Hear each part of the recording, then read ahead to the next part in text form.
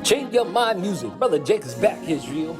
So-called black, Hispanics, and Native Americans. Israelites of the Incline that ear, incline that ear.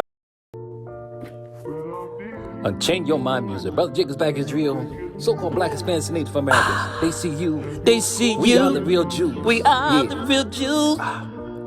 They see you. They see you. We are the real Jews. And they calling out our name. Our name. The truth is out now. They see you. They see you. They calling. As we repent, keep the commandments of God. They calling out your name. Now they're calling out our name.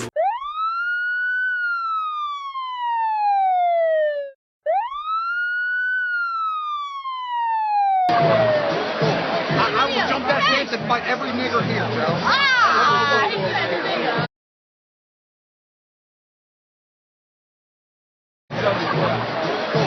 I will jump that fence and fight every nigger here, bro. Hold on. I will jump that fence and fight every nigger here, bro. Stephen A. Smith, give me a couple of minutes to speak my heart on this, and then please help me by talking me through my feelings, if you would. I do want to be very clear. These are strictly my personal feelings, but I remain outraged that those who run the Philadelphia Eagles did so little in reaction to that word that Riley Cooper spoke. They had a chance, the people in power, the owner, the GM, the new head coach, to take a stand, and they stood down. I remain outraged, Stephen A., that they merely fined Riley Cooper an undisclosed amount. I don't know what it was. A wrist slap? Was it $2,500? I do know the NBA fined Kobe Bryant $100,000 for using a homophobic slur. I have no idea what the Eagles did to Riley Cooper. I remain outraged they allowed him to practice the day this story broke, and then that they gave him virtually a sort of an extended 3-day weekend, I'm assuming just to clear his head and let this blow over a little bit. And I remain outraged they let him right back on the practice field yesterday, scrimmaging against the New England Patriots, and he caught a couple of touchdown passes. So I can conclude that all that Riley Cooper could have learned about this saga is that, oh, I can't use that word even in the company of white people in public, because everybody's got a camera in their hand with cell phone video. That's all he could have learned here.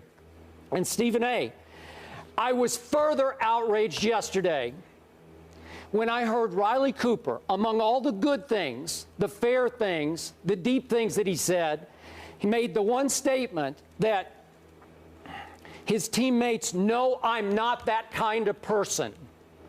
I don't buy that. I can't buy that.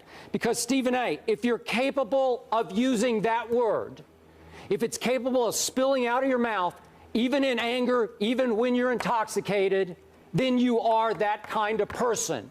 You can't use that word by accident. And in this case, Riley Cooper used that word plural, as in, I'll fight every blah, blah, blah here. Every, plural.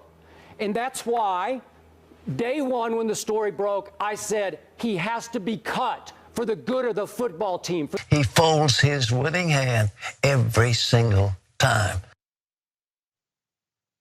White Jesus is a hell of a drug.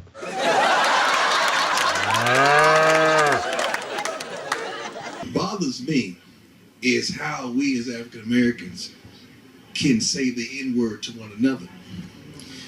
We can listen to it in almost every rap song and even distribute it amongst each other in the locker room, on the field, but it's not okay for another race. So who is the racist? I think it evolves to both of us. He said something under pressure that really told us what's inside of him. I can forgive him for that. But I cannot for 1 minute think that you have not said something in your home, in your workplace, at a club partying, or just amongst friends that you don't want to get out. And you got the audacity to judge this kid. I think he's a kid that made a mistake. But it baffles me how we can say it to one another, but when the other race says it, we have a problem. Yeah.